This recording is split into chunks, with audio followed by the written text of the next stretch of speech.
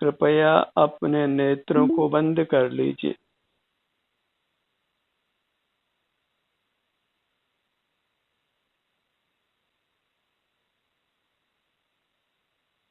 अपना ध्यान अपने आप पर ले आइए।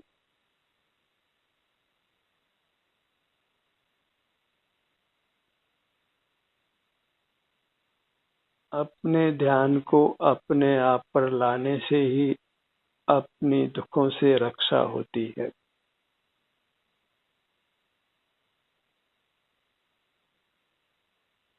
संसार में नाना प्रकार के दुख हैं, उनसे हमारी रक्षा अपने ध्यान को अपने शरीर पर लाने से ही होती है।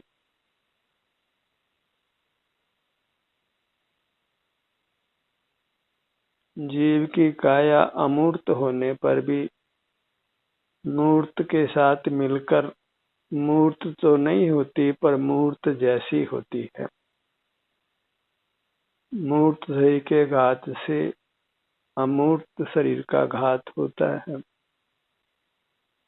मूर्त शरीर के जलने कटने से अमूर्त शरीर जलता कटता है।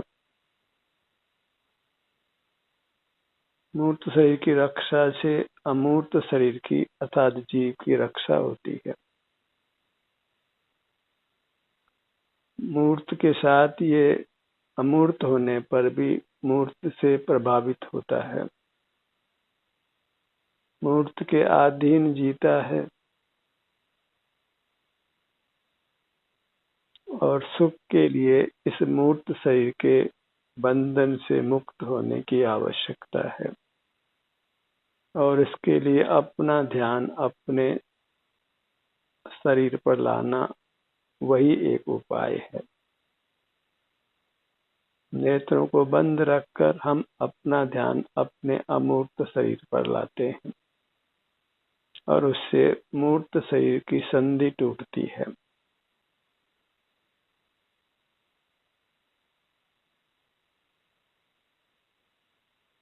पल पल में दुखों का खतरा है। शरीर विनाशिक होने से कभी भी हमारा नाश होना संभव है। कभी भी कोई रोग होने की, दुर्घटना होने की संभावना रहती है। जीवन निरंतर जोखिम से भरा रहता है। समझदार जीव वही है जो अपने को इस मूर्त काया से मुक्त करने का सतत प्रयत्न करता है। मूर्त के साथ बंधकर हमारा जीवन निरंतर पराधीन रहता है, जोखिमों से युक्त रहता है। फिर भी हम सावधान नहीं होते, अपने आप को मूर्त काया से मुक्त करने का उपाय नहीं करते और निरंतर ही दुख में, अरक्षा में पड़े रहते हैं।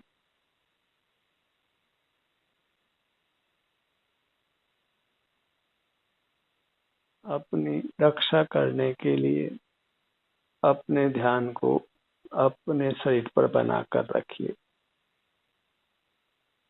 और ये अत्यंत आवश्यक है, क्योंकि कोई जीव दुख चाहता नहीं है। रोग नहीं चाहता है, दुर्घटना नहीं चाहता है, वेदना नहीं चाहता है, और अनेक प्रकार के दुख कोई जीव नहीं चाहता है। तीन भुवन में जीव अनंत सुख चाहे, दुख ते भयवंत।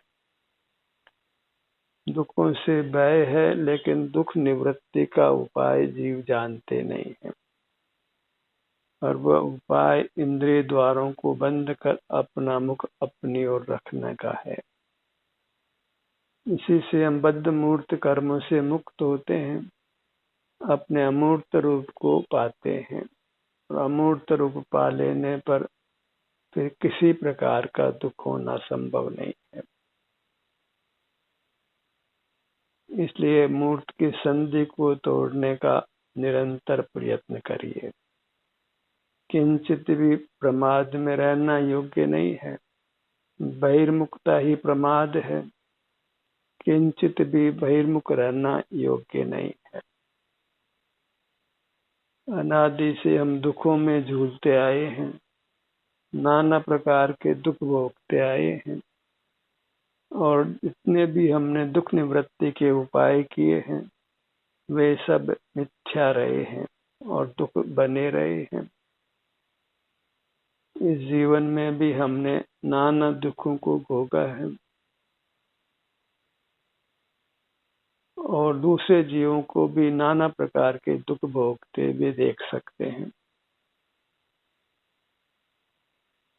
पशु पक्षियों को तो बूचड़ खाने में मारा ही जाता है, उबलते हुए तेल में पकाया जाता है, नाना प्रकार से काटा मारा जाता है।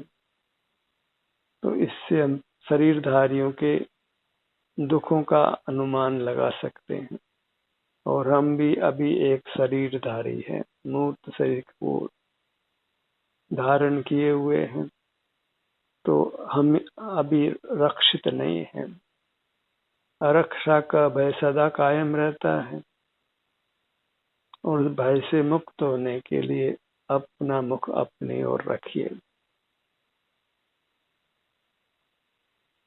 इसी प्रकार हमें अपने आप को इस मूर्त काया के बंधन से मुक्त कर लेना है और उसके लिए बद्ध सूक्ष्म मूर्त कर्मों की संधि को तोड़ना आवश्यक है।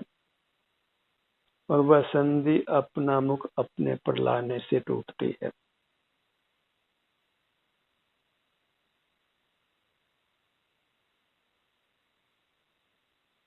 और हमें पल पल ये प्रयत्न करना आवश्यक है।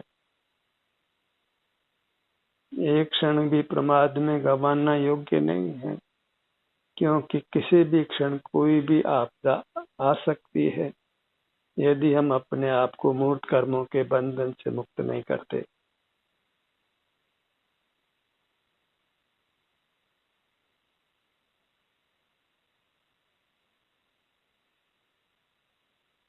जीव नाना प्रकार के दुख भोग करके भी दुख मुक्ति का उपाय नहीं जान पाता है। और हमारे ये भाग्य का उदय है कि हम दुख मुक्ति के उपाय को पा रहे हैं। हम ये समझ पा रहे हैं कि अपना मुख अपनी ओर करके हम सर्व दुखों से मुक्त हो सकते हैं, बद्ध मूर्त कर्मों का क्षय करके जन्म मरण से मुक्त हो सकते हैं।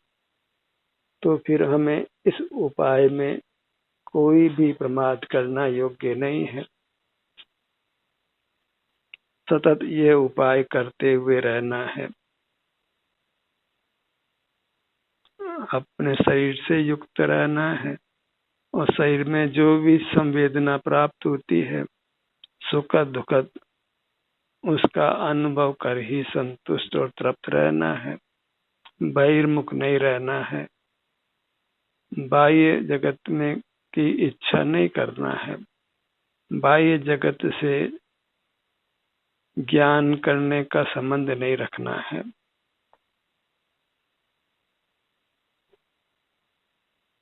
बाह्य जगत के ज्ञान से रहित रहना है, क्योंकि जब तक हम बाह्य जगत का ज्ञान करते रहेंगे तब तक हम मूर्त कर्मों से बनते रहेंगे, जन्म मरण करते रहेंगे, नाना दुख भोगते रहेंगे।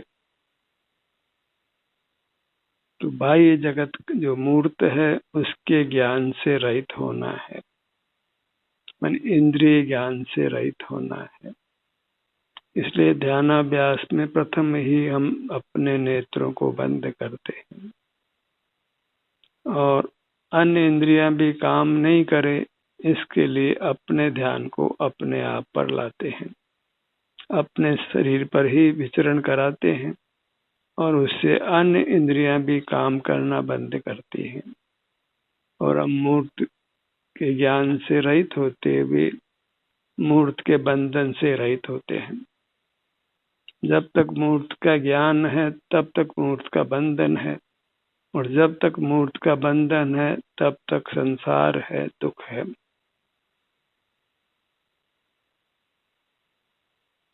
हमें अपने पर ही दया करनी है, क्योंकि हम अपने को ही मूर्त कर्मों के बंधन से मुक्त कर सकते हैं। अन्य किसी जीव को हम मूर्त कर्मों के बंधन से मुक्त नहीं कर सकते। सब जीवों को स्वयं ही अपने को अंतर्मुख होकर मूर्त कर्मों के बंधन से मुक्त करना होता है। अन्य कोई रास्ता नहीं है।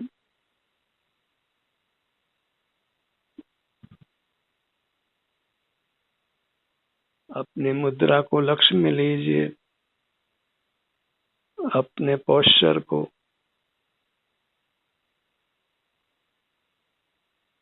अत्यंत एकाग्रचित होकर अपने सन्मुख रहना है।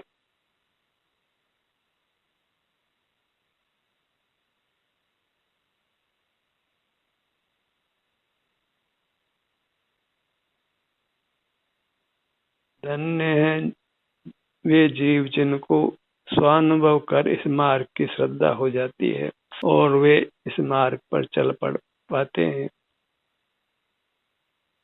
वे निकट ही परमात्मा हो जाते हैं।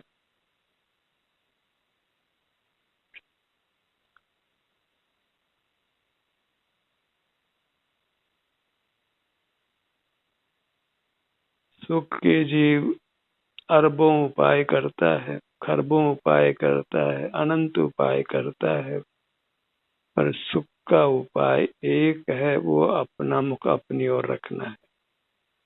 और ये जीव यही एक उपाय नहीं करता, बाकी सब उपाय आगे पीछे कर ही लेता है।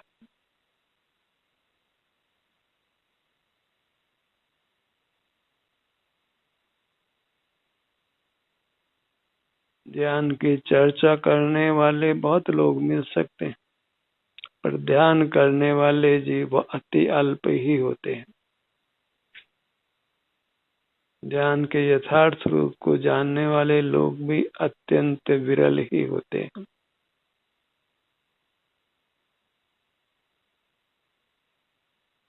किसी एक विषय पर एकाग्र होने को कितने लोग ध्यान मानते हैं।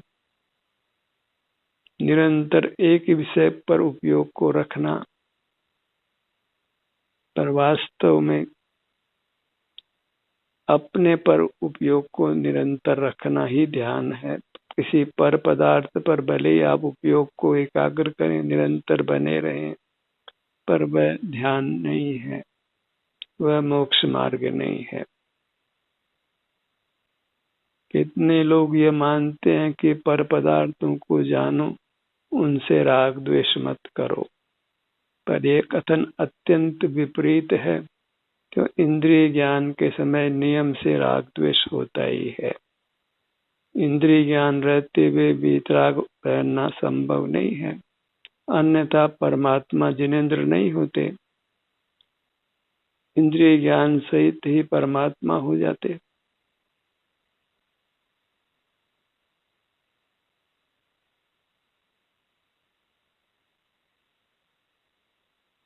हम जिस भी आकार में हूँ, मूर्त इंद्रियां मिली हैं, तो मूर्त इंद्रियों को उपयोग में लेने से अपने आप को बचाना है, क्योंकि इंद्रिय ज्ञान के समान हमारा कोई शत्रु नहीं है। और सद्मस्त अवस्था में इंद्रिय ज्ञान ही होता है, और परमात्मा होने पर तो में मूर्त पदार्थों का ज्ञान होता ही नहीं है। मात्र जीव अपने सुख का ही अनुभव करता है, पर पदार्थों को देखता जानता नहीं है।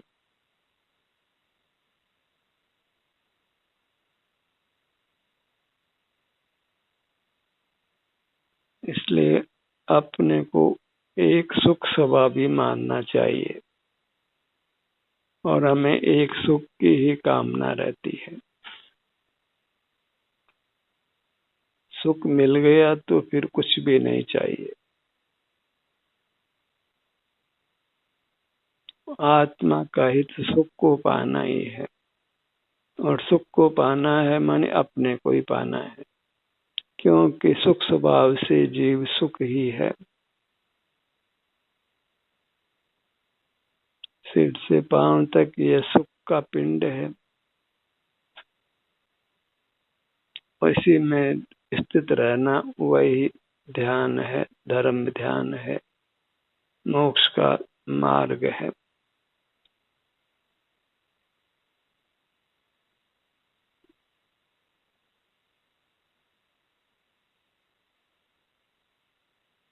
जहाँ भी अपने शरीर के जिस भाग में भी उपयोग जाता हो, उस भाग में अपने उपयोग को जाने दीजिए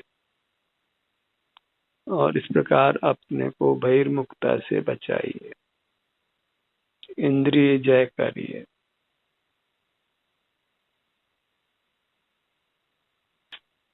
कुछ भी विचार करना नहीं है, क्योंकि विचार करना जीव का स्वभाव नहीं है।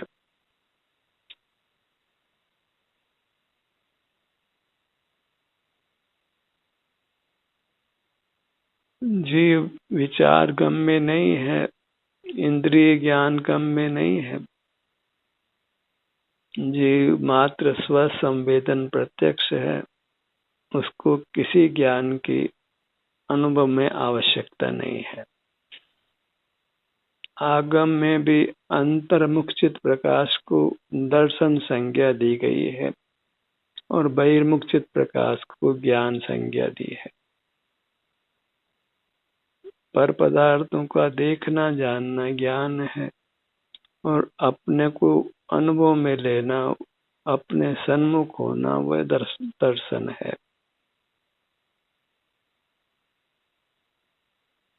ज्ञान इंद्रियों की पराधीनता से होता है, मन की मस्तिष्क की पराधीनता से होता है और दर्शन स्वाधीन होता है। मोक्ष मार्ग में दर्शनोपयोग का कार्यकारी होता है, ज्ञानोपयोग कार्यकारी नहीं होता, क्योंकि ज्ञानोपयोग पराधीन परोक्ष होता है और पराधीन ज्ञान से मोक्ष मार्ग नहीं होता है।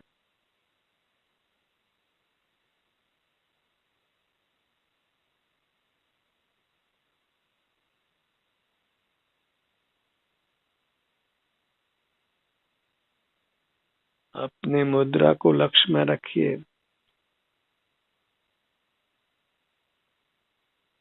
कदाचित शरीर का कोई भाग हिलता भी हो और आपको हिलाना भी पड़ता हो, तो उस हिलने को ही महसूस करते हुए रहिए।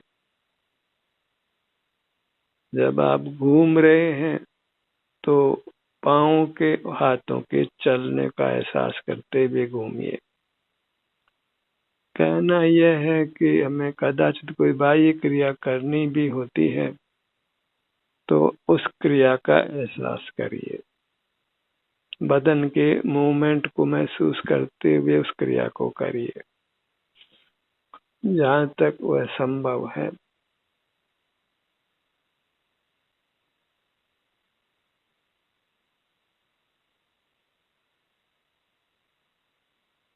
अपना सिर का भाग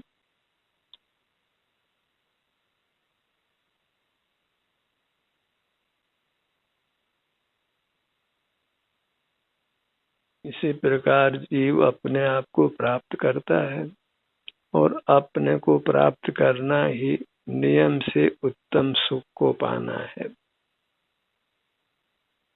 भले ही हमारे पास धन नहीं हो, ज्ञान नहीं हो, पर यदि हमारा मुख, हमारा उपयोग अपनी ओर है तो फिर हम सुखी रहते हैं। परम सुखी होने अर्थात परमात्मा होने का उद्यम हम करते हैं।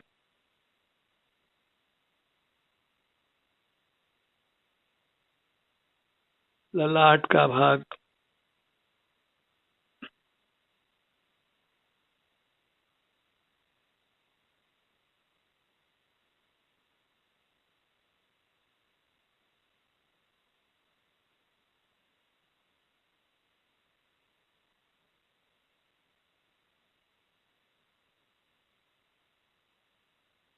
अमूर्त अमूर्त का एक छत्रावगार बंधन होने से मूर्त शरीर के अंगों के नाम भी वही हैं जो अमूर्त शरीर के अंगों के नाम हैं। और इसी प्रकार व्यवहार चलता है।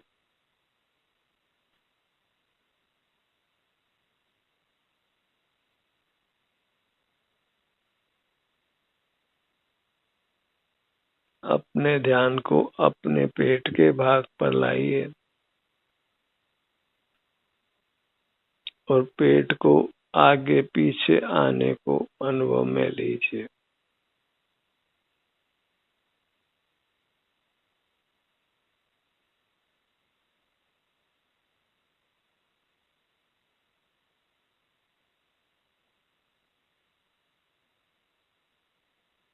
दोनों नेत्र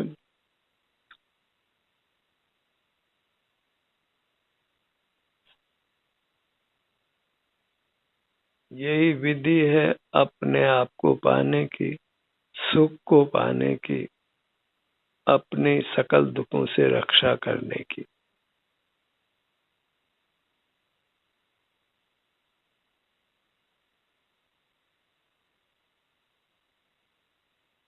अपने नासिका भाग पर आइए।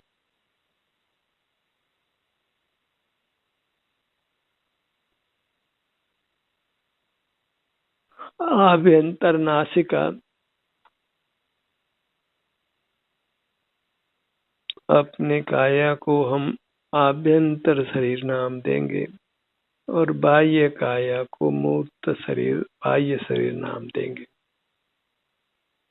इस प्रकार उनमें दोनों में भेद ज्ञान रखेंगे।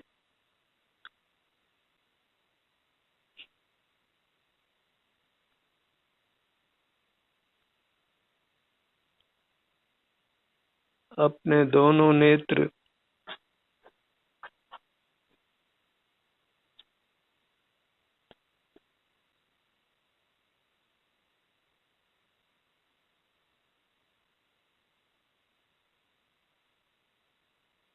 दोनों कान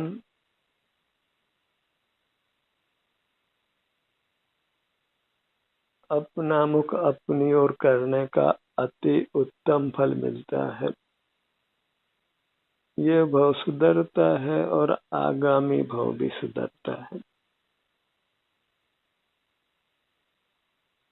हम अपनी दुखों से रक्षा कर पाते हैं। अपने मुख पर आइए, दोनों होठों के स्थान पर दोनों होठ मिले हुए।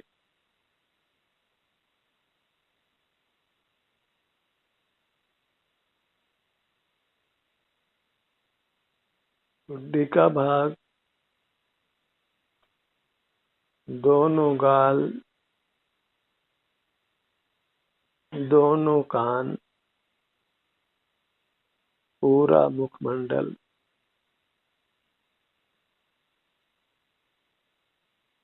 गर्दन का भाग,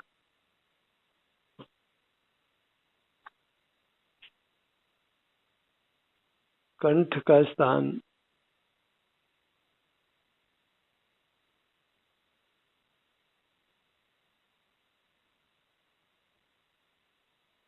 सीने का भाग,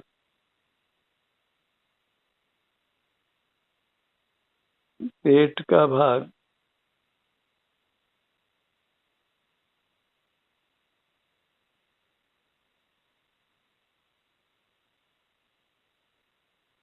अपने ध्यान को पीठ के भाग पर लाइए। बायां कंधा, दायां कंधा पीठ के मध्य में,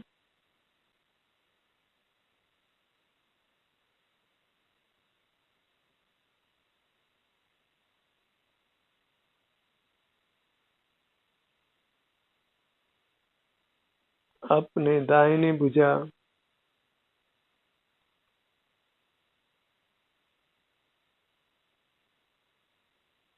बाईं भुजा,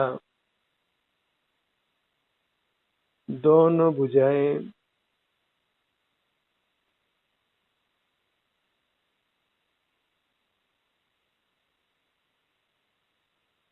दोनों पैर,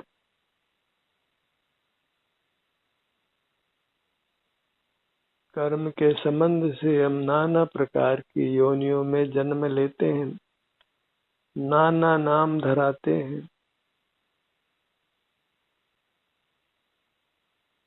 नाना प्रकार के आकारों को धारण करते हैं।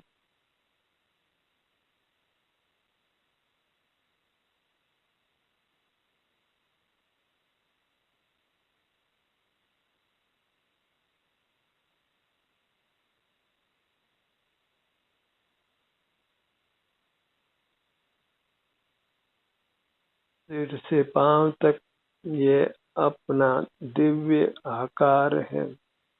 इसके सन्मुख रहने का ही हमने सतत प्रयत्न करना है, अपने दुखों से रक्षा करने के लिए और उत्तम सुख को पाने के लिए।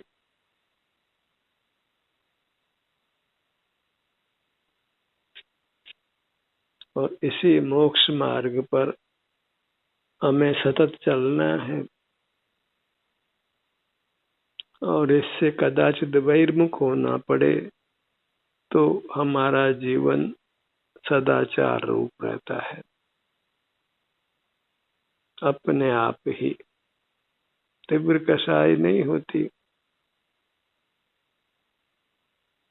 किसी प्रकार का विषम सेवन नहीं होता।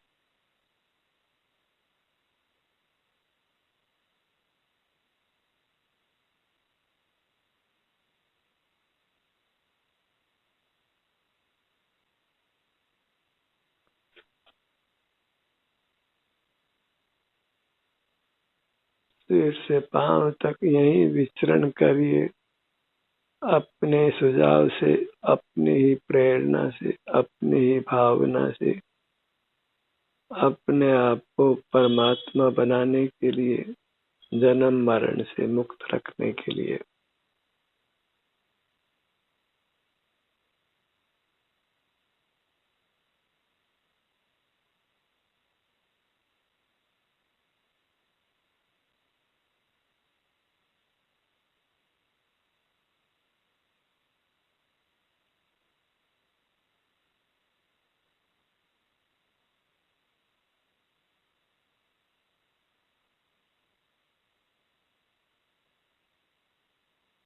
ध्यान का ये सत्र यही समाप्त होता है। आपकी सहभागिता के लिए धन्यवाद।